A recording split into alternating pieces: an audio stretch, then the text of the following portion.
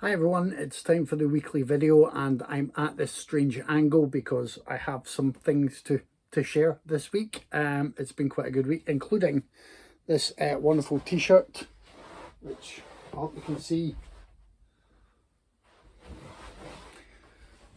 Humans are such easy prey from the excellent From Beyond, and that is because my package arrived. I had pre-ordered Stuart Gordon's memoir, Naked Theatre and Uncensored Horror. This is a thing of beauty. If you can see the design around the pages, if you can see the inside covers, obviously a lot of text, and surprisingly some photos tucked away in there as well. Gorgeous. Because I pre-ordered this through FabPress, I went for the full bundle. That included the t-shirt, which I don't think you can get anymore.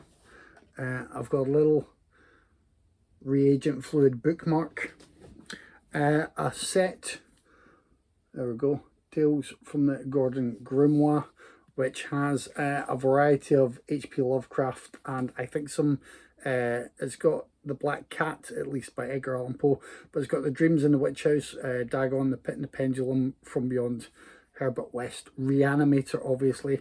It's a really, I mean, just look at it. And then at the back,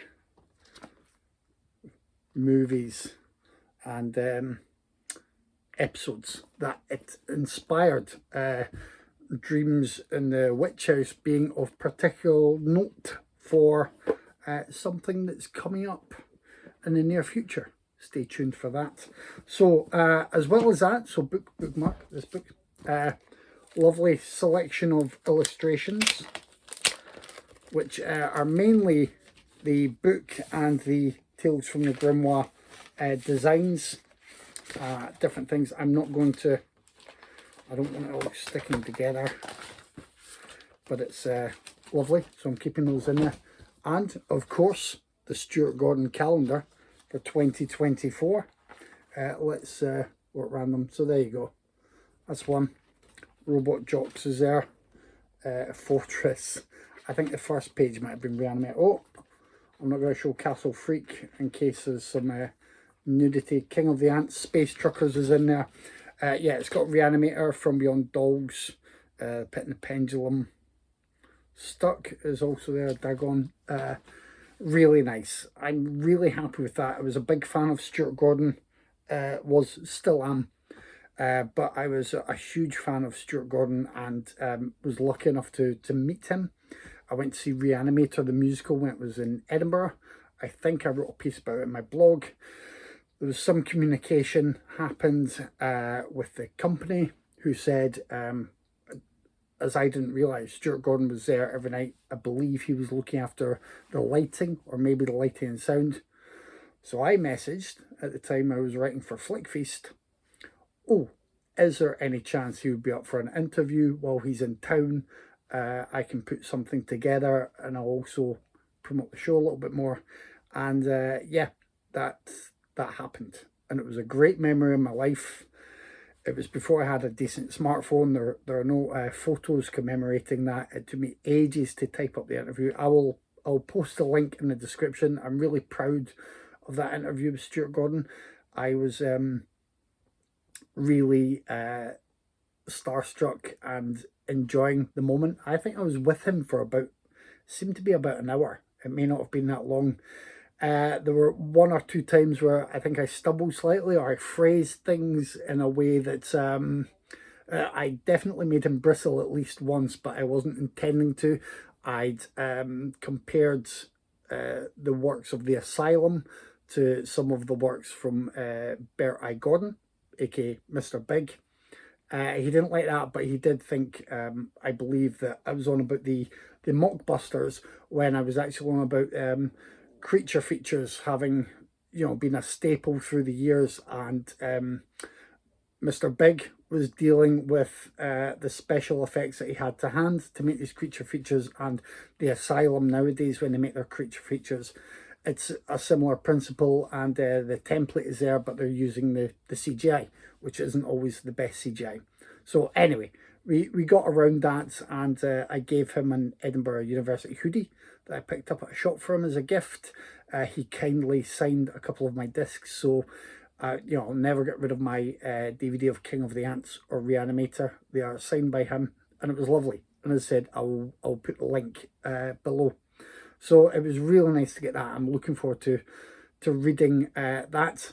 And what finally arrived, I made an Instagram post the other day because of the Exorcist Legacy book.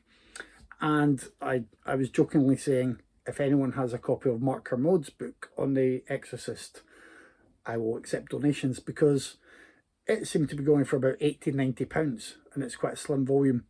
It turns out that I believe that was the first edition, and the second edition was available generally at a much more reasonable price and from a wider variety of retailers. So I picked up Mark Kermode's The Exorcist.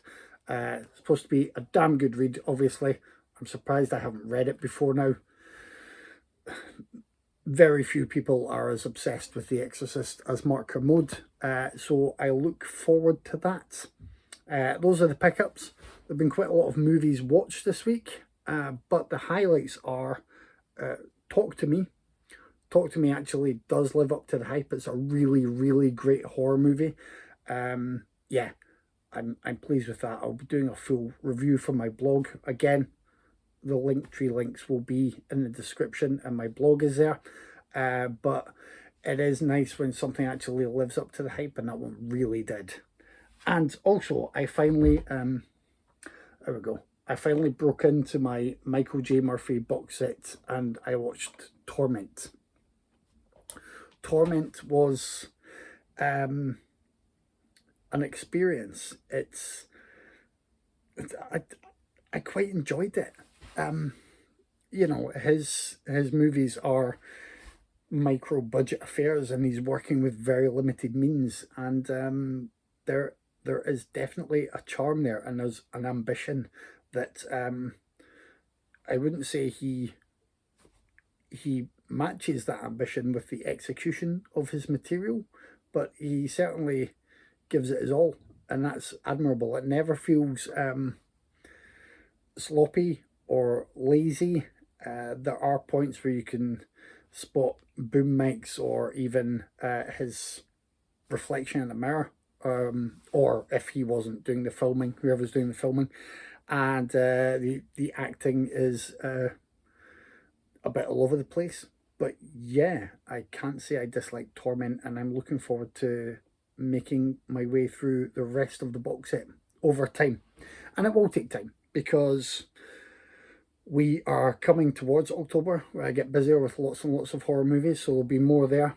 There will be more happening with our friend Dr. AC. Aaron Christensen has a couple of scheduled meetups planned, so that will be nice. We'll be discussing titles that I won't divulge at this moment, but I am looking forward to appearances there, and it's nice to get out and about.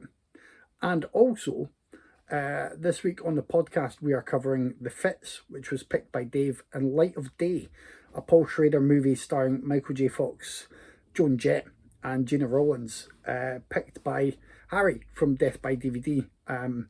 We took a roll of the dice, and that told us to ask someone for a movie request. So we asked Harry, and coincidentally, I am hoping to talk to Harry very soon as a very, very small guest on Death by DVD.